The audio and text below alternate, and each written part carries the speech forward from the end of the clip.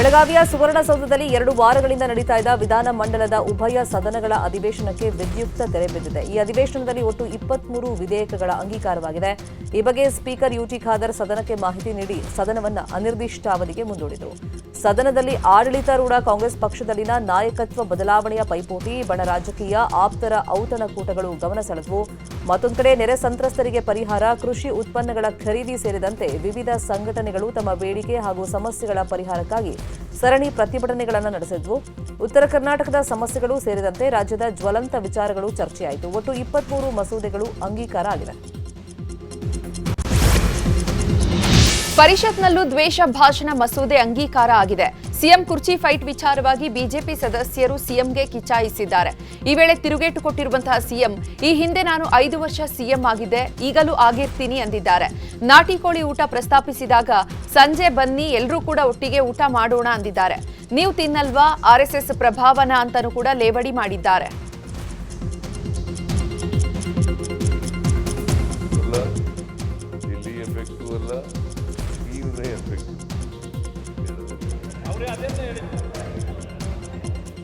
ಕೋಳಿ ಪ್ರಭಾವನೋ ಅಥವಾ ದೆಹಲಿ ಎಫೆಕ್ಟೋ ಅಂತ ಅವರು ನೀವು ದೆಹಲಿ ಎಫೆಕ್ಟ್ ಅಂತ ಕೇಳಿದ್ರು, ಇಲ್ಲ ನಾಟಿ ಕೋಳಿ ಪ್ರಭಾವ ಅಂದೆ. ನಾನು ನಾಟಿ ಕೋಳಿ ತಿಂತೀನಿ, ಬಹುಶಃ ನಿಮ್ಗೆ ಇದಾಗಿಲ್ವ, ಇದು ಅನುಭವ ಆಗಿಲ್ವ? ನಾಟಿ ಕೋಳಿ ಎಫೆಕ್ಟ್ ಅಲ್ಲ, ಇದು ಮೀನಿನ ಎಫೆಕ್ಟು.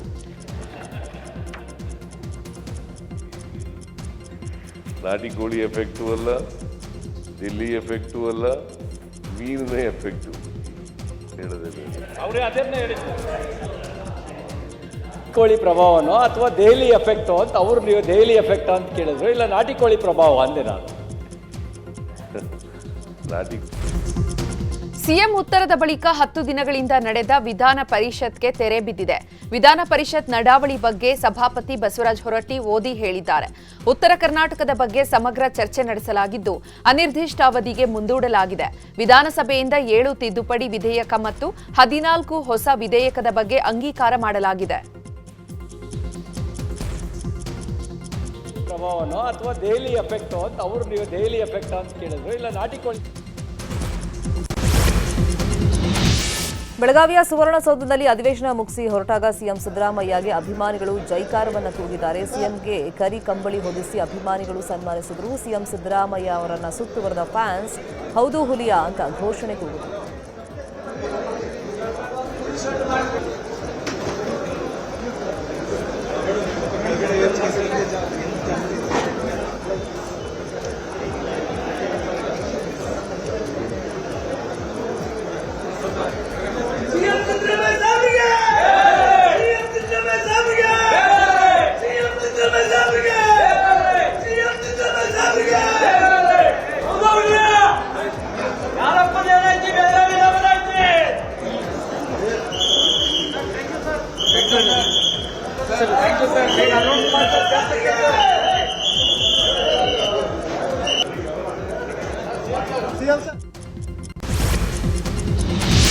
ಕಾಂಗ್ರೆಸ್ನಲ್ಲಿ ಸಿಎಂ ಕುರ್ಚಿ ಗುದ್ದಾಟ ಜೋರಾಗಿದೆ.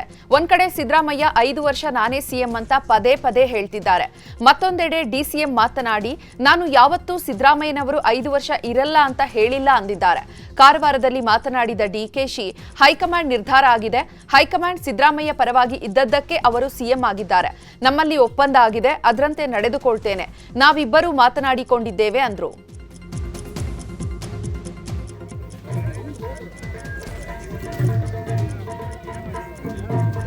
ಸುಮಾರು 5 ವರ್ಷ ಹಿಂದೆ ನಾನು ಈ ಸ್ಥಳಕ್ಕೆ ಬಂದು ಈ ದೇವಿಯಲ್ಲಿ ನನಗೆ ಯಾವುದೋ ಒಂದು ನನ್ನ ಕುಟುಂಬದ ಕೆಲಸದ ಬಗ್ಗೆ ನಾನು ಪ್ರಾರ್ಥನೆ ಮಾಡಿದ್ದೆ. ಅದು ನನ್ನ ಇಷ್ಟ ನೆರವೇರಿತು. ಆ ತಾಯಿಗೆ ಮತ್ತೆ ಬರ್ತೀನಿ ಅಂತ ನಾನು ಬೇಡಿಕೆ ಮಾಡ್ಕೊಂಡಿದ್ದೆ. ಸೊ ಈ ಸಂದರ್ಭದಲ್ಲಿ ಬಂದು ಭೇಟಿ ಮಾಡಿ ಆ ತಾಯಿಗೆ ನನ್ನ ನಮನವನ್ನು ತಿಳಿಸಿ ಮತ್ತೆ ಆ ತಾಯಿ ಆಶೀರ್ವಾದವನ್ನು ಮಾಡಿ, ಆಶೀರ್ವಾದ ಮಾಡು ತಾಯಿ ನನಗೆ ಅಂತ ಹೇಳಿ ಕೇಳ್ಕೊಳ್ಳಿಕ್ಕೆ ಬಂದಿದ್ದೇನೆ. ನನಗೆ, ರಾಜ್ಯಕ್ಕೆ, ನಮ್ಮದಂತ ಜನಕ್ಕೆ ಎಲ್ಲ ಕೂಡ ಒಳ್ಳೇದಾಗಲಿ ಅಂತ ಪ್ರಾರ್ಥನೆ ಮಾಡಿದ್ದೇನೆ. ಸೊ ಬಹಳ ಸಂತೋಷದಿಂದ ಹಸನ್ಮುಖನಾಗಿ ಇಲ್ಲಿಂದ ನಿರ್ಗಮಿಸ್ತಾ ಇದ್ದೇನೆ.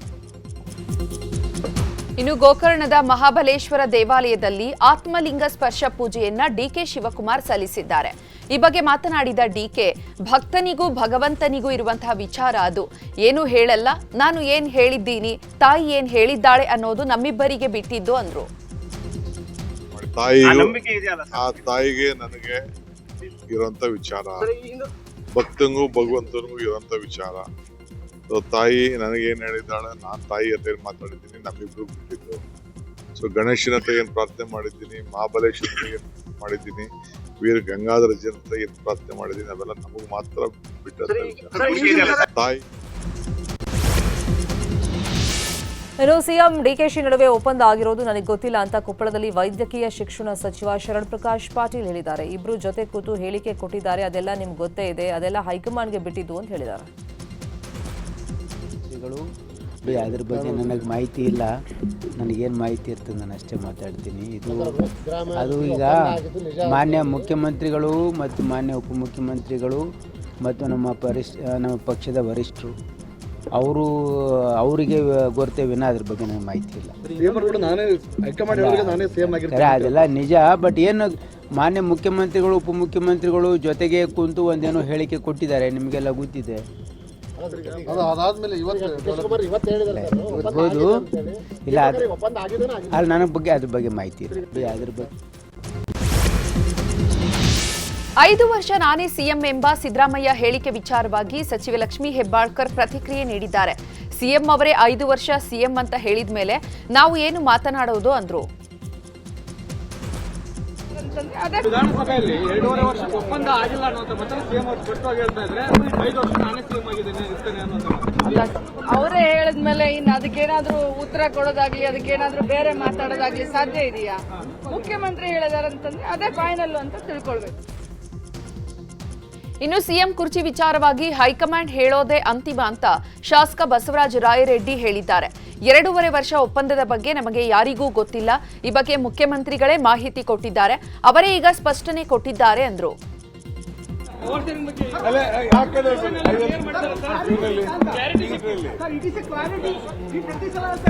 Definitely there is a clarity. CM will ಅವರೇ ಇರ್ತಾರೆ, ಏನು ಸಮಸ್ಯೆ ಇಲ್ಲ. ನಮಗಂತೂ ಗೊತ್ತಿಲ್ಲ. ನೋಡಿ ಸ್ಪಷ್ಟವಾಗಿ ಹೇಳ್ಬಿಡ್ತೇನೆ, 2.5 ವರ್ಷ ಅನ್ನೋದು ನಮ್ಮ ಯಾವ ಶಾಸಕರಿಗೂ ಗೊತ್ತಿಲ್ಲ. ಅವ್ರೇನ್ ಹೇಳಿದ್ದಾರೆ, party high command will decide about that ಅಂತ ಮುಖ್ಯಮಂತ್ರಿಗಳು ಮೊದಲಿಂದ ಹೇಳ್ತಾ ಬಂದಿದ್ದಾರೆ. ಪಕ್ಷದ ವರಿಷ್ಠರು ತೀರ್ಮಾನ ಮಾಡ್ತಾರೆ. ರಾಜ್ಯ ಸರ್ಕಾರದ ಮಹತ್ವಾಕಾಂಕ್ಷಿ ಯೋಜನೆಯಾದ ಗೃಹಲಕ್ಷ್ಮಿ ಹಣ ಬಿಡುಗಡೆಯಾಗಿಲ್ಲ. ಹೀಗಾಗಿ ಬೆಳಗಾವಿಯಲ್ಲಿ ಸಚಿವೆ ಹೆಬ್ಬಾಳ್ಕರ್ ವಿರುದ್ಧ ಬಿಜೆಪಿ ಮಹಿಳಾ ಮೋರ್ಚಾ ಪ್ರತಿಭಟನೆ ಮಾಡಿದೆ. ಗೃಹಿಣಿಯರ ರೊಕ್ಕವನ್ನ ಅಕ್ಕ ತಿಂದಿದ್ದು ಪಕ್ಕ ಅಂತ ಪ್ರತಿಭಟನಾಕಾರರು ಘೋಷಣೆ ಕೂಗಿದ್ದಾರೆ. ಚೆನ್ನಮ್ಮ ವೃತ್ತದಲ್ಲಿ ಪ್ರತಿಭಟನೆ ಮಾಡಿ ಹೆಬ್ಬಾಳ್ಕರ್ ರಾಜೀನಾಮೆಗೆ ಬಿಜೆಪಿ ಒತ್ತಾಯ ಮಾಡಿದೆ. ಇಡೀ ರಾಜ್ಯದ ಅಬಲೆ ಮಹಿಳೆಯರನ್ನ ಸಬಲೆ ಮಾಡುವ ನಿಟ್ಟಿನಲ್ಲಿ ಆ ಒಂದು ದೊಡ್ಡ ಸ್ಥಾನದಲ್ಲಿ ಕುಳಿತಿರುವ ಲಕ್ಷ್ಮೀ ಹೆಬ್ಬಾಳ್ಕರ್ ಅವರೇ, ನೀವೇ ಈ ರೀತಿಯಾಗಿ ಅಬಲೆ ಅನ್ನೋ ಥರ ನೀವು ನಿಮ್ಮನ್ನು ಬಿಂಬಿಸ್ಕೊಂಡ್ರೆ, ಹಾಗಾದರೆ ರಾಜ್ಯದ ಮಹಿಳೆಯರ ಧ್ವನಿಯಾಗಿ ನೀವು ಆ ಸ್ಥಾನಕ್ಕೆ ಕೂರುವ ಯೋಗ್ಯತೆ ನಿಮ್ಗಿಲ್ಲ ಅಂತ ನಾನು ಅಂತೀನಿ. ಫಸ್ಟ್ ಆಫ್ ಆಲ್ ಆ ಸ್ಥಾನಕ್ಕೆ ಅವರು ಅನ್ಯಾಯ ಮಾಡ್ತಿದ್ದಾರೆ, ಅದು ಅವಮಾನ ಸ್ಥಾನಕ್ಕೆ. ಈ ಥರ ಒಂದು ಗ್ಯಾರಂಟಿ ಹಣದ ವಿಚಾರವಾಗಿ ಮುಖ್ಯಮಂತ್ರಿಗಳ ಆರ್ಥಿಕ ಸಲಹೆಗಾರ ಬಸವರಾಜ ರಾಯರೆಡ್ಡಿ ಪ್ರತಿಕ್ರಿಯೆ ನೀಡಿದ್ದಾರೆ. 2024 ಫೆಬ್ರವರಿ ಮಾರ್ಚ್ ತಿಂಗಳ ಹಣ ಹಾಕಿಲ್ಲ, ಅದು ನಿಜ, ನನಗೆ ಗೊತ್ತಿದೆ. ಆದರೆ ಮಾಹಿತಿ ಕೊರತೆಯಿಂದ ಕಣ್ತಪ್ಪಿನಿಂದ ಸಚಿವರು ಕೊಟ್ಟಿದ್ದೇವೆ ಎಂದು ಹೇಳಿದ್ದಾರೆ. ತಮ್ಮ ಹೇಳಿಕೆಗೆ ಸಚಿವರು ವಿಷಾದ ವ್ಯಕ್ತಪಡಿಸುತ್ತೇನೆ ಅಂತ ಸೌಜನ್ಯಯುತವಾಗಿ ಒಪ್ಪಿಕೊಂಡಿದ್ದಾರೆ. ಅದನ್ನ ವಿರೋಧ ಪಕ್ಷದವರು ಅರ್ಥ ಮಾಡಿಕೊಳ್ಳಬೇಕು ಅಂದಿದ್ದಾರೆ. ಮಾರ್ಚ್ ತಿಂಗಳ ಕಳೆದ ವರ್ಷದ ಹಣವನ್ನ ಹಾಕಿಲ್ಲ, ಅದು ನಿಜ, ನನಗೆ ಗೊತ್ತಿದೆ. ಅದು ಅವ್ರಿಗೆ ಒಂದು ಕಣ್ತಪ್ಪಿನಿಂದ ಅಥವಾ ಮಾಹಿತಿಯ ಕೊರತೆಯಿಂದ ಮಂತ್ರಿಗಳು ಕೊಟ್ಬಿಟ್ಟಿದ್ದೀವಿ ಅಂತ ಹೇಳಿದರು. ಆಮೇಲೆ ಅದನ್ನು ಹೇಳಿಬಿಟ್ಟು ನಾನು ವಿಷಾದವನ್ನು ಸದನಕ್ಕೆ ಕೊಟ್ಟಿದ್ದರಿಂದ ವಿಷಾದವನ್ನು ಕೂಡ ವ್ಯಕ್ತಪಡಿಸ್ತೀನಿ ಅಂತ ಸೌಜನ್ಯತೆಯನ್ನು ಮಾನ್ಯ ಮಂತ್ರಿಗಳು ತೋರಿಸಿದ್ದಾರೆ. ಅದನ್ನು ವಿರೋಧ ಪಕ್ಷದವರು ಅರ್ಥ ಮಾಡ್ಕೋಬೇಕು. ಇತ್ತು ಮುಂದಿನ ನಿರ್ಮಾಣಗಳಲ್ಲಿ ಅದನ್ನ ಹಾಕ್ತಾರೆ.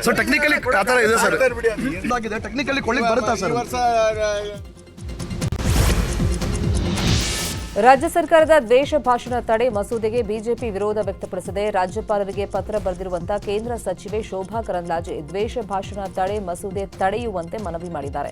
ಮಸೂದೆಯಲ್ಲಿ ಪೂರ್ವಾಗ್ರಹ ಪೀಡಿತ ಹಿತಾಸಕ್ತಿ ಇರುವಂತಿದೆ. ಮೂಲಭೂತ ಹಕ್ಕುಗಳ ಮೇಲೆ ನೇರ ಪರಿಣಾಮ ಬೀರುತ್ತೆ. ಸಂವಿಧಾನ ನೀಡಿರುವಂತಹ ವಾಕ್ ಸ್ವಾತಂತ್ರ್ಯ ಮೂಲಭೂತ ಹಕ್ಕುಗಳಿಗೆ ಸ್ಪಷ್ಟ ಧಕ್ಕೆಯಾಗಿದೆ. ಹಾಗಾಗಿ ಈ ಬಿಲ್ ಅನ್ನು ತಡೆಯುವಂತೆ ಮನವಿ ಮಾಡಿದ್ದಾರೆ.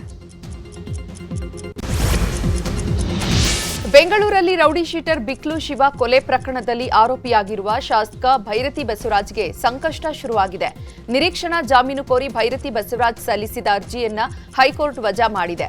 ನಿರೀಕ್ಷಣಾ ಜಾಮೀನು ವಜಾ ಆದ ಬೆನ್ನಲ್ಲೇ ಬಂಧನದ ಭೀತಿಯಿಂದ ಭೈರತಿ ಬಸವರಾಜ್ ಅಜ್ಞಾತ ಸ್ಥಳದಲ್ಲಿದ್ದಾರೆ. ಯಾವುದೇ ಕ್ಷಣದಲ್ಲಾದರೂ ಪೊಲೀಸರು ಕೆಆರ್ ಪುರಂ ಶಾಸಕರನ್ನ ಬಂಧಿಸುವ ಸಾಧ್ಯತೆ ಇದೆ. ವಾಲ್ಮೀಕಿ ಅಭಿವೃದ್ಧಿ ನಿಗಮದಲ್ಲಿ ಅಕ್ರಮ ಪ್ರಕರಣಕ್ಕೆ ಸಂಬಂಧಪಟ್ಟಂತೆ ಜಾರಿ ನಿರ್ದೇಶನಾಲಯ ಮಾಜಿ ಸಚಿವ ನಾಗೇಂದ್ರಗೆ ಶಾಕ್ ಅನ್ನು ಕೊಟ್ಟಿದೆ. ಬಿ ನಾಗೇಂದ್ರಗೆ ಸೇರಿದ 8.027 ಕೋಟಿ ಮೌಲ್ಯದ ಸ್ಥಿರಾಸ್ತಿ ಜಪ್ತಿ ಮಾಡಲಾಗಿದೆ. ಅಕ್ರಮ ಹಣ ವರ್ಗಾವಣೆ ತಡೆ ಕಾಯ್ದೆ ಅಡಿ ಮುಟ್ಟುಗೋಲು ಹಾಕೊಳ್ಳಲಾಗಿದೆ. ವಸತಿ ಮತ್ತು ವಾಣಿಜ್ಯ ಆಸ್ತಿ ಸೇರಿದಂತೆ 4 ಸ್ಥಿರಾಸ್ತಿಗಳನ್ನು ಪಿಎಂಎಲ್ಎ ಅಡಿ ಅಪರಾಧದ ಆದಾಯ ಅಂತ ಪರಿಗಣಿಸಿ ಜಪ್ತಿ ಮಾಡಲಾಗಿದೆ. ಕಬ್ಬಿಗೆ ಸರ್ಕಾರ ನಿಗದಿ ಮಾಡಿದ ದರ ಪ್ರಶ್ನಿಸಿ ಕೆಲವು ಶುಗರ್ ಕಂಪನಿಗಳು ಸಲ್ಲಿಸಿದ ರಿಟ್ ಅರ್ಜಿ ವಿಚಾರಣೆ ಹೈಕೋರ್ಟ್ನಲ್ಲಿ ನಿನ್ನೆ ನಡೆಯಿತು. ವಿಚಾರಣೆ ವೇಳೆ ಸಿಎಂ ಮತ್ತು ರೈತರಿದ್ದ ಸಭೆಯಲ್ಲಿ ದರ ಬದಲಾವಣೆಗೆ ಒಪ್ಪಿಗೆ ನೀಡಿದ್ದೀರಿ. ಮೊದಲು ದರ ನಿಗದಿಗೆ ಒಪ್ಪಿ ಈಗ ದರ ನೀಡಲು ಸಾಧ್ಯವಿಲ್ಲ ಅಂದ್ರೆ ಹೇಗೆ ಅಂತ ಹೈಕೋರ್ಟ್ ಪ್ರಶ್ನಿಸಿತ್ತು. 3,550 ರೂಪಾಯಿ ದರ ನಿಗದಿಪಡಿಸಿದ್ರು 4,300 ರೂಪಾಯಿವರೆಗೂ ಕೂಡ ಹೊರೆಯಾಗಲಿದೆ.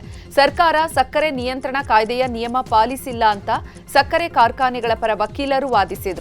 ಶುಗರ್ ಕೇನ್ ಕಂಟ್ರೋಲ್ ಬೋರ್ಡ್ಗೆ ಮನವಿ ಸಲ್ಲಿಸಲು ಹೈಕೋರ್ಟ್ ಅನುಮತಿಯನ್ನ ನೀಡಿದ್ದು ಮರುಪರಿಶೀಲನೆ ಮನವಿಯನ್ನ 3 ವಾರದಲ್ಲಿ ಪರಿಶೀಲಿಸಲು ಸರ್ಕಾರಕ್ಕೆ ಸೂಚನೆ ನೀಡಿದೆ. ಶಬರಿಮಲೆ ದೇವಸ್ಥಾನದಲ್ಲಿ ಚಿನ್ನ ಕಳವು ಪ್ರಕರಣಕ್ಕೆ ಸಂಬಂಧಪಟ್ಟಂತೆ ಬಳ್ಳಾರಿ ನಗರದ ಚಿನ್ನದ ವ್ಯಾಪಾರಿ ಗೋವರ್ಧನ್ ಅನ್ನ ಬಂಧಿಸಲಾಗಿದೆ. ಕೇರಳದ ಎಸ್ಐಟಿ ಪೊಲೀಸರು ಅರೆಸ್ಟ್ ಮಾಡಿದ್ದಾರೆ. ಕಳೆದ ಕೆಲ ದಿನಗಳಿಂದ ಗೋವರ್ಧನ್ ಬಂಗಾರದ ಶಾಪ್ನಲ್ಲಿ 400 ಗ್ರಾಂ ಚಿನ್ನವನ್ನು ಎಸ್ಐಟಿ ವಶಕ್ಕೆ ಪಡೆದಿತ್ತು. ನಂತರ ಎಸ್ಐಟಿ ವಿಚಾರಣೆಗೆ ಕರೆಸಿ ಬಂಧಿಸಲಾಗಿದೆ. ಜಿಬಿಎ ವ್ಯಾಪ್ತಿಯ 5 ನಗರ ಪಾಲಿಕೆಗಳಿಗೆ ಚುನಾವಣೆ ನಡೆಸುವಂತಹ ನಿಟ್ಟಿನಲ್ಲಿ ಮೀಸಲಾತಿ ನಿಗದಿ ಮಾಡಲು ರಾಜ್ಯ ಸರ್ಕಾರ ಮಾರ್ಗಸೂಚಿ ಬಿಡುಗಡೆ ಮಾಡಿದೆ. ಬೆಂಗಳೂರು ನಗರಾಭಿವೃದ್ಧಿ ಅಪರ ಮುಖ್ಯ ಕಾರ್ಯದರ್ಶಿ ನೇತೃತ್ವದ ಸಮಿತಿಗೆ ಮಾರ್ಗಸೂಚಿ ನೀಡಲಾಗಿದ್ದು ಮೀಸಲಾತಿ ನಿಗದಿ ಮಾಡುವ ವೇಳೆ ಪಾಲಿಸಬೇಕಾದ ಮಾನದಂಡ ಪಟ್ಟಿ ನೀಡಿದೆ. ಬೆಂಗಳೂರಲ್ಲಿ ಹಿಟ್ ಅಂಡ್ ರನ್ಗೆ ಪಾದಾಚಾರಿ ಬಲಿಯಾಗಿರುವಂತಹ ಘಟನೆ ನಡೆದಿದೆ. ರಸ್ತೆ ದಾಟ್ತಾ ಇದ್ದ ವ್ಯಕ್ತಿಗೆ ಕಾರ್ ಡಿಕ್ಕಿ ಹೊಡೆದ ಪರಿಣಾಮ ಪಾದಾಚಾರಿ ಜೈಪಾಲ್ ಎಂಬಾತ ಸ್ಥಳದಲ್ಲೇ ಮೃತಪಟ್ಟಿದ್ದಾನೆ. ನಗರದ ಎಚ್ಎಎಲ್ ರಸ್ತೆಯಲ್ಲಿ ತಡರಾತ್ರಿ ಘಟನೆ ನಡೆದಿದ್ದು ಮೃತದೇಹವನ್ನು ಸ್ಥಳೀಯ ಆಸ್ಪತ್ರೆಗೆ ರವಾನೆ ಮಾಡಲಾಗಿದೆ. ಇನ್ನು ಪಾದಾಚಾರಿಗೆ ಡಿಕ್ಕಿ ಹೊಡೆದ ಕಾರ್ ಚಾಲಕ ಎಸ್ಕೇಪ್ ಆಗಿದ್ದಾನೆ. ತಡರಾತ್ರಿ ಸಿಸಿಟಿವಿಗಳ ಪರಿಶೀಲನೆ ನಡೆಸಿದ ಜೀವನ್ ಭೀಮಾನಗರ ಸಂಚಾರ ಪೊಲೀಸರು ಕಾರನ್ನ ಪತ್ತೆ ಹಚ್ಚಿ ಚಾಲಕನ ಮೇಲೆ ಕೇಸ್ ದಾಖಲು ಮಾಡಿದ್ದಾರೆ. ಹಿಟ್ ಅಂಡ್ ರನ್ ಬಗ್ಗೆ ಜೆಬಿ ನಗರ ಸಂಚಾರ ಠಾಣೆಯಲ್ಲಿ ಪ್ರಕರಣ ದಾಖಲಾಗಿದ್ದು ಕಾರನ್ನ ವಶಕ್ಕೆ ಪಡೆದ ಪೊಲೀಸರು ತನಿಖೆಯನ್ನು ನಡೆಸ್ತಾ ಇದ್ದಾರೆ. ಕಾರ್ ಚಾಲಕನಿಗೆ ಸ್ಟೇಷನ್ ಬೇಲ್ ಅನ್ನು ಕೊಡಲಾಗಿದೆ. ಬೀದಿ ಕಾಮುಕನೊಬ್ಬ ವೈದ್ಯ ಜೊತೆಗೆ ಅಸಭ್ಯವಾಗಿ ವರ್ತಿಸಿ ಕಿರುಕುಳ ನೀಡಿರುವಂತಹ ಘಟನೆ ನಗರದಲ್ಲಿ ಬೆಳಕಿಗೆ ಬಂದಿದೆ. ಚಿಕ್ಕಬಾಣಾವರದ ಎಜಿಬಿ ಲೇಔಟ್ನಲ್ಲಿ ನಿನ್ನೆ ತಡರಾತ್ರಿ 12:49 ಸುಮಾರಿಗೆ ಘಟನೆ ನಡೆದಿದ್ದು ಈ ಬಗ್ಗೆ ವೈದ್ಯೆ ಸೋಲದೇವನಹಳ್ಳಿ ಪೊಲೀಸ್ ಠಾಣೆಯಲ್ಲಿ ದೂರನ್ನು ಕೊಟ್ಟಿದ್ದಾರೆ. ಹೆಸರುಘಟ್ಟ ಮುಖ್ಯ ರಸ್ತೆಯ ಖಾಸಗಿ ಆಸ್ಪತ್ರೆಯಲ್ಲಿ ವೈದ್ಯೆಯಾಗಿ ಕೆಲಸ ಮಾಡ್ತಾ ಇದ್ದು ತಡರಾತ್ರಿ ಕೆಲಸ ಮುಗಿಸಿ ಪಿಜಿಗೆ ಹೊರಟಿದ್ದಾಗ ಬೈಕ್ನಲ್ಲಿ ಬಂದಂತ ರೋಡ್ ರೋಮಿಯೋ ಮೊದಲಿಗೆ ಬಸ್ ನಿಲ್ದಾಣದ ಬಗ್ಗೆ ಕೇಳಿದ್ದಾನೆ. ಆ ನಂತರ ಬೈಕ್ ನಿಲ್ಲಿಸಿ ವೈದ್ಯ ಎದುರು ಅಸಭ್ಯ ವರ್ತನೆಯನ್ನ ತೋರಿದ್ದಾನೆ. ಮೈ ಮುಟ್ಟೋಕೂ ಪ್ರಯತ್ನ ಪಟ್ಟಿದ್ದಾನೆ. ಈ ವೇಳೆ ವೈದ್ಯ ಕಿರುಚಿಕೊಂಡಾಗ ಬೈಕ್ನಲ್ಲಿ ಎಸ್ಕೇಪ್ ಆಗಿದ್ದಾನೆ ಅಂತ ದೂರಿನಲ್ಲಿ ಉಲ್ಲೇಖ ಮಾಡಿದ್ದಾರೆ. ಪರಪ್ಪನ ಅಗ್ರಹಾರ ಜೈಲಿನಲ್ಲಿ ಸಾಲು ಸಾಲು ಮೊಬೈಲ್ ಫೋನ್ಗಳು ಪತ್ತೆಯಾದ ಹಿನ್ನೆಲೆ ಪೊಲೀಸರು ಎಫ್ಐಆರ್ ದಾಖಲಿಸಿದ್ದಾರೆ. ಜೈಲಿನಲ್ಲಿ ನಿಷೇಧಿತ ಮೊಬೈಲ್ ಫೋನ್ ಬಳಕೆ ಬಗ್ಗೆ ಪರಪ್ಪನ ಅಗ್ರಹಾರ ಪೊಲೀಸ್ ಠಾಣೆಯಲ್ಲಿ ಪ್ರಕರಣ ದಾಖಲಾಗಿದೆ. ನಿನ್ನೆ ರಾತ್ರಿ ಪರಪ್ಪನ ಅಗ್ರಹಾರ ಜೈಲಿನಲ್ಲಿ ಟವರ್ 1ರ 3ನೇ ಬ್ಯಾರಕ್ನಲ್ಲಿರುವಂತಹ ಕೊಠಡಿ ಸಂಖ್ಯೆ 2ರಲ್ಲಿ ಅಧಿಕಾರಿಗಳು ಶೋಧ ನಡೆಸಿದ್ರು. ಈ ವೇಳೆ ಮೊಬೈಲ್ಗಳು, ಸಿಮ್ ಕಾರ್ಡ್ಗಳು ಮತ್ತು ಚಾರ್ಜರ್ಗಳು ಪತ್ತೆಯಾಗಿತ್ತು. ಜೈಲಿನಲ್ಲಿ ನಿಷೇಧಿತ ವಸ್ತುಗಳು ಪತ್ತೆಯಾಗಿದ್ದರಿಂದ ನಿಷೇಧಿತ ವಸ್ತುಗಳನ್ನು ಜೈಲಿನ ಒಳಗೆ ಸಾಗಿಸಿದ್ದವರು ಅದಕ್ಕೆ ಸಹಕರಿಸಿದವರನ್ನ ಪತ್ತೆ ಹಚ್ಚುವಂತೆ ದೂರು ನೀಡಲಾಗಿದೆ. ಕೇಂದ್ರ ಕಾರಾಗೃಹ ಅಧೀಕ್ಷಕ ಪರಮೇಶ್ ಅವರು ದೂರು ನೀಡಿದ್ದು ಪೊಲೀಸರು ಎಫ್ಐಆರ್ ದಾಖಲಿಸಿ ತನಿಖೆ ಕೈಗೊಂಡಿದ್ದಾರೆ. ರಾಜ್ಯದ ಉತ್ತರ ಭಾಗದ ಜಿಲ್ಲೆಗಳಲ್ಲಿ ಇವತ್ತು ಶೀತಗಾಳಿ ಹೆಚ್ಚಳ ಆಗಲಿದೆ. ಇನ್ನೆರಡು ದಿನಗಳ ಕಾಲ ಕೆಲ ಜಿಲ್ಲೆಗಳಲ್ಲಿ ವಿಪರೀತ ಚಳಿ ಅನುಭವ ಆಗಲಿದೆ. ಹೀಗಾಗಿ 5 ಜಿಲ್ಲೆಗಳಿಗೆ ಹವಾಮಾನ ಇಲಾಖೆ ಆರೆಂಜ್ ಅಲರ್ಟ್ ಕೊಟ್ಟಿದೆ. ಬೀದರ್, ಕಲಬುರಗಿ, ವಿಜಯಪುರ, ಯಾದಗಿರಿ, ರಾಯಚೂರು ಜಿಲ್ಲೆಗಳಿಗೆ ಆರೆಂಜ್ ಅಲರ್ಟ್ ಹಾಗೂ ಬಾಗಲಕೋಟೆ, ಬೆಳಗಾವಿ, ಧಾರವಾಡ, ಕೊಪ್ಪಳ, ವಿಜಯನಗರ, ಬಳ್ಳಾರಿ, ಗದಗ, ಹಾವೇರಿ, ದಾವಣಗೆರೆ, ಚಿತ್ರದುರ್ಗ, ಶಿವಮೊಗ್ಗ ಜಿಲ್ಲೆಗಳಿಗೆ ಯೆಲ್ಲೋ ಅಲರ್ಟ್ ಇದೆ. ಪಾದಚಾರಿಗಳ ಸುರಕ್ಷತೆ ಮತ್ತು ಗುಣಮಟ್ಟದ ಪಾದಚಾರಿ ಮಾರ್ಗಗಳನ್ನು ನಿರ್ಮಿಸುವ ನಿಟ್ಟಿನಲ್ಲಿ ಇಂದು ಬೆಂಗಳೂರಲ್ಲಿ ಫುಟ್ಪಾತ್ ವಾಕಥಾನ್ ನಡೆಯಲಿದೆ. ಗ್ರೇಟರ್ ಬೆಂಗಳೂರು ಪ್ರಾಧಿಕಾರದ ಉತ್ತರ ನಗರ ಪಾಲಿಕೆ ವ್ಯಾಪ್ತಿಯಲ್ಲಿ ಈ ಕಾರ್ಯಕ್ರಮ ನಡೆಯಲಿದೆ. ಉತ್ತರ ನಗರ ಪಾಲಿಕೆಯ ಆಯುಕ್ತ ಪೊಮ್ಮಲು ಸುನಿಲ್ ಕುಮಾರ್ 7 ಕಿಲೋಮೀಟರ್ ಫುಟ್ಪಾತ್ ಮೇಲೆ ವಾಕಥಾನ್ ನಡೆಸಿ ಪಾದಚಾರಿ ಮಾರ್ಗಗಳ ಪರಿಶೀಲನೆ ನಡೆಸಲಿದ್ದಾರೆ. ಆರ್ಟಿ ನಗರದ ಜಯಮಹಲ್ ಸುತ್ತಮುತ್ತ ಬೆಳಿಗ್ಗೆ 7ರಿಂದ ಫುಟ್ಪಾತ್ ವಾಕಥಾನ್ ನಡೆಯಲಿದ್ದು ಸಾರ್ವಜನಿಕರು ಭಾಗವಹಿಸಿ ಸಮಸ್ಯೆ ಹೇಳಿಕೊಳ್ಳುವಂತೆ ಉತ್ತರ ನಗರ ಪಾಲಿಕೆ ಅಧಿಕಾರಿಗಳು ಮನವಿ ಮಾಡಿದ್ದಾರೆ. ನಟಿ ಐಂದ್ರಿತಾ ರೇ ಕಸ ಸುಟ್ಟ ಹೊಗೆಯಿಂದ ಉಸಿರಾಟದ ಸಮಸ್ಯೆ ಉಂಟಾಗ್ತಿದೆ ಅಂತ ಬೇಸರವನ್ನು ಹೊರಹಾಕಿದ್ರು. ಆರ್ಆರ್ ನಗರದ ಅಪಾರ್ಟ್ಮೆಂಟ್ನಲ್ಲಿರುವಂತಹ ನಟಿ ಐಂದ್ರಿತಾ ರೇ ಕಸದಿಂದಾಗಿ ಮನೆಯಲ್ಲಿದ್ದರೂ ಉಸಿರಾಟದ ಸಮಸ್ಯೆಯಿಂದ ಬಳಲುವಂತಾಗಿದೆ ಅಂತ ಅಸಮಾಧಾನವನ್ನು ವ್ಯಕ್ತಪಡಿಸಿದರು. ಸುದ್ದಿ ಪ್ರಸಾರವಾದ ಬೆನ್ನಲ್ಲೇ ಅಧಿಕಾರಿಗಳು ಅಲರ್ಟ್ ಆಗಿದ್ದು ಸಮಸ್ಯೆಯನ್ನು ತಕ್ಷಣ ಪರಿಹರಿಸಿದ್ದಾರೆ. ಇದರಿಂದ ಐಂದ್ರಿತಾ ರೇ ಧನ್ಯವಾದ ತಿಳಿಸಿದ್ದು, ನಮಗೆ ಶಾಶ್ವತ ಕಸ ವಿಲೇವಾರಿ ಪರಿಹಾರ ಬೇಕು ಅಂತ ಹೇಳಿ ಕೇಳ್ಕೊಂಡಿದ್ದಾರೆ. I'm a resident of Bengaluru, RR Nagar Ideal Homes. Yesterday I posted a video which was taken up by many of the media personals. ಇಂದು ಬೆಂಗಳೂರಿನ ಹಲವೆಡೆ ವಿದ್ಯುತ್ ವ್ಯತ್ಯಯ ಉಂಟಾಗಲಿದೆ ಅಂತ ಬೆಸ್ಕಾಂ ತಿಳಿಸಿದೆ. 66/11 ಕೆವಿ ಬಿ ಸ್ಟೇಷನ್ನಲ್ಲಿ ತುರ್ತು ಕಾಮಗಾರಿ ಹಿನ್ನೆಲೆ ಇಂದು ಬೆಳಿಗ್ಗೆ 10ರಿಂದ ಸಂಜೆ 5ರವರೆಗೆ ಕರೆಂಟ್ ಪೂರೈಕೆಯಲ್ಲಿ ವ್ಯತ್ಯಯ ಉಂಟಾಗಲಿದೆ. ಎಂಜಿ ರಸ್ತೆ, ಚಿನ್ನಸ್ವಾಮಿ ಸ್ಟೇಡಿಯಂ, ಮೋಟಪ್ಪನ್ ಪಾಳ್ಯ ಮತ್ತು ಮ್ಯೂಸಿಯಂ ರಸ್ತೆ, ಪ್ಲೇನ್ ಸ್ಟ್ರೀಟ್ ಮತ್ತು ಪ್ರೆಸ್ಟೀಜ್ ಹೆರ್ಮಿಟೇಜ್ ಅಪಾರ್ಟ್ಮೆಂಟ್ ಮತ್ತು ಪ್ರಿಮೋಸ್ ರಸ್ತೆ, ರಿಚ್ಮಂಡ್ ಟೌನ್ ಸೇರಿದಂತೆ ನಗರದ ಹಲವೆಡೆ ಕರೆಂಟ್ ಕಟ್ ಆಗಲಿದೆ ಅಂತ ಬೆಸ್ಕಾಂ ಪತ್ರಿಕಾ ಪ್ರಕಟಣೆಯಲ್ಲಿ ತಿಳಿಸಿದೆ. ಕ್ರಿಸ್ಮಸ್ ಹಬ್ಬಕ್ಕೆ ಪ್ರಯಾಣಿಕರಿಗಾಗಿ ಕೆಎಸ್ಆರ್ಟಿಸಿ ಹೆಚ್ಚುವರಿ ಬಸ್ ಸೇವೆಯನ್ನು ಒದಗಿಸಿದೆ. ಒಟ್ಟು 1000 ಹೆಚ್ಚುವರಿ ಬಸ್ ಸೇವೆ ನೀಡಲಿದ್ದು ಬೆಂಗಳೂರು ಸೇರಿದಂತೆ ರಾಜ್ಯದ ಇತರೆ ಭಾಗದಿಂದಲೂ ಬಸ್ ವ್ಯವಸ್ಥೆಯನ್ನು ಒದಗಿಸಲಾಗಿದೆ. ಜೊತೆಗೆ ಕ್ರಿಸ್ಮಸ್ ಹಬ್ಬದ ಹಿನ್ನೆಲೆ ಟಿಕೆಟ್ ಮೇಲೆ ರಿಯಾಯಿತಿ ನೀಡಲಾಗಿದೆ. 4 ಅಥವಾ ಹೆಚ್ಚು ಟಿಕೆಟ್ ಕಾಯ್ದಿರಿಸುವಿಕೆಗೆ 5% ರಿಯಾಯಿತಿ ನೀಡಲಾಗಿದೆ. ಇದರ ಜೊತೆಗೆ ರಾಜ್ಯ ಹೊರತುಪಡಿಸಿ ಕೇರಳ, ತಮಿಳುನಾಡು, ಗೋವಾ, ಆಂಧ್ರಪ್ರದೇಶ, ತೆಲಂಗಾಣ, ಮಹಾರಾಷ್ಟ್ರದಿಂದಲೂ ಕೆಎಸ್ಆರ್ಟಿಸಿ ಹೆಚ್ಚುವರಿ ಬಸ್ ಸೇವೆ ಲಭ್ಯ ಇರುತ್ತೆ. ರಸ್ತೆಯಲ್ಲಿ ಕಬ್ಬು ತುಂಬಿದ ಟ್ರ್ಯಾಕ್ಟರ್ ಪಲ್ಟಿಯಾಗಿ ಸಂಚಾರ ಅಸ್ತವ್ಯಸ್ತಗೊಂಡಿರುವ ಘಟನೆ ಬಾಗಲಕೋಟೆ ಜಿಲ್ಲೆಯ ಕಜ್ಜಿಗೋಡೋಣಿ ಬಳಿ ನಡೆದಿದೆ. ನಡು ರಸ್ತೆಯಲ್ಲಿ ಟ್ರ್ಯಾಕ್ಟರ್ ಪಲ್ಟಿಯಾದ ಪರಿಣಾಮ ಕಬ್ಬು ರಸ್ತೆ ತುಂಬ ಬಿದ್ದಿದೆ. ಇದರಿಂದ ಕೆಲಕಾಲ ಟ್ರಾಫಿಕ್ ಜಾಮ್ ಉಂಟಾಗಿತ್ತು. ಬಳಿಕ ಪೊಲೀಸರು ಜೆಸಿಬಿ ಮೂಲಕ ಕಬ್ಬು ತೆರವುಗೊಳಿಸಿ ಸಂಚಾರ ಸುಗಮಗೊಳಿಸಿದ್ದಾರೆ. ಕೆಲಕಾಲ ಕಲದಾಗಿ ಠಾಣಾ ವ್ಯಾಪ್ತಿಯಲ್ಲಿ ಪ್ರಕರಣ ದಾಖಲಾಗಿದೆ. ಗೋಹತ್ಯೆ ಮಾಡಿ ಚರ್ಮ ಸಾಗಾಟ ಮಾಡ್ತಾ ಇದ್ದವನನ್ನು ಹಿಡಿದು ಶ್ರೀರಾಮ್ ಸೇನೆ ಕಾರ್ಯಕರ್ತರು ಪೊಲೀಸರಿಗೆ ಒಪ್ಪಿಸಿದ್ದಾರೆ. ಆದರೆ ಬೇಲ್ ನೀಡಿದ್ರಿಂದ ಆರೋಪಿಗಳನ್ನು ಪೊಲೀಸರು ಬಿಟ್ಟು ಕಳಿಸಿದರು. ಇದರಿಂದ ರೊಚ್ಚಿಗೆದ್ದ ಶ್ರೀರಾಮ್ ಸೇನೆ ಕಾರ್ಯಕರ್ತರು ನಗರ ಪೊಲೀಸ್ ಠಾಣೆ ಎದುರು ಪ್ರತಿಭಟನೆಯನ್ನು ಮಾಡಿದ್ದಾರೆ. ಗೋಹತ್ಯೆ ಆರೋಪಿಗಳನ್ನು ಬಿಡುಗಡೆ ವಿರೋಧಿಸಿ ಆಕ್ರೋಶ ಹೊರಹಾಕಿದ್ದು ಕೊನೆಗೆ ಕಾರ್ಯಕರ್ತರನ್ನ ಸಮಾಧಾನ ಮಾಡಿ ಪೊಲೀಸರು ಮನೆಗೆ ಕಳಿಸಿದ್ದಾರೆ. ಅಕ್ರಮವಾಗಿ ಗ್ಯಾಸ್ ರೀಫಿಲ್ಲಿಂಗ್ ದಂಧೆ ಅಡ್ಡೆ ಮೇಲೆ ಪೊಲೀಸರು ದಾಳಿ ನಡೆಸಿ ಓರ್ವ ವ್ಯಕ್ತಿಯನ್ನು ಬಂಧಿಸಿದ್ದಾರೆ. ಸುಮಾರು 20ಕ್ಕೂ ಅಧಿಕ ಸಿಲಿಂಡರ್ಗಳನ್ನು ವಶಕ್ಕೆ ಪಡ್ಕೊಂಡಿರುವಂತಹ ಘಟನೆ ಚಿಕ್ಕಬಳ್ಳಾಪುರ ಜಿಲ್ಲೆ ಶಿಡ್ಲಘಟ್ಟ ನಗರದಲ್ಲಿ ನಡೆದಿದೆ. ಖಚಿತ ಮಾಹಿತಿ ಮೇರೆಗೆ ಪಿಎಸ್ಐ ವೇಣುಗೋಪಾಲ್ ನೇತೃತ್ವದಲ್ಲಿ ದಾಳಿ ಆಗಿದೆ. ಪ್ರಕರಣ ದಾಖಲಾಗಿದೆ. ಕೋತಿಯೊಂದು ಕನ್ನಡಿಯಲ್ಲಿ ಮುಖ ನೋಡಿ ಭಾರೀ ತುಂಟಾಟ ಮಾಡಿದೆ. ಯಾದಗಿರಿ ನಗರದ ಬನದೇಶ ಶೆಟ್ಟಿ ಎನ್ನುವರ ಮನೆಯ ಮಹಡಿ ಮೇಲೆ ಒಣಗಿ ಹಾಕಿದಂತಹ ಕಾಳು ತಿನ್ನಲು ಬಂದ ಕೋತಿ ತುಂಟಾಟ ಮಾಡಿದೆ. ಮಹಡಿ ಮೇಲಿದ್ದ ಕನ್ನಡಿಯಲ್ಲಿ ಮುಖ ನೋಡಿ ಮೋಡಿ ಮಾಡಿದೆ. ಕನ್ನಡಿಯಲ್ಲಿ ತನ್ನದೇ ಮುಖ ನೋಡಿ ಕನ್ನಡಿಯೊಂದಿಗೆ ಜಿಗಿದು ಹೋಗಿದೆ. ಮಂಗನ ಆಟದ ದೃಶ್ಯ ಮನೆಯ ಸಿಸಿ ಕ್ಯಾಮೆರಾದಲ್ಲಿ ಸೆರೆಯಾಗಿದ್ದು ಕೋತಿ ತುಂಟಾಟ ನೋಡಿ ಜನ ಖುಷಿಯಾಗಿದ್ದಾರೆ. ಮೈಸೂರು ಅರಮನೆಗೆ ಇವತ್ತು ಶೃಂಗೇರಿ ಮಠದ ಶ್ರೀಗಳು ಭೇಟಿಯನ್ನ ಕೊಡಲಿದ್ದಾರೆ. ಇವತ್ತು ಅರಮನೆಯಲ್ಲಿ ಶ್ರುತಿ ಶಂಕರ ಪಠಣ ಮತ್ತು ಗುರುಗಳ ಆಶೀರ್ವಾದ ಕಾರ್ಯಕ್ರಮ ಇದೆ. ಹೀಗಾಗಿ ಶ್ರೀ ವಿಧುಶೇಖರ ಭಾರತೀ ತೀರ್ಥ ಶ್ರೀಗಳು ಭೇಟಿಯನ್ನ ಕೊಡಲಿದ್ದಾರೆ. ಕಾರ್ಯಕ್ರಮದ ಹಿನ್ನೆಲೆಯಲ್ಲಿ ಇವತ್ತು ಮಧ್ಯಾಹ್ನ 2ರಿಂದ 5:30 ತನಕ ಮೈಸೂರು ಅರಮನೆಗೆ ಪ್ರವಾಸಿಗರಿಗೆ ನಿರ್ಬಂಧವನ್ನ ಹೇರಲಾಗಿದೆ. ಈ ಕುರಿತು ಅರಮನೆ ಆಡಳಿತ ಮಂಡಳಿ ಮಾಹಿತಿ ಕೊಟ್ಟಿದೆ.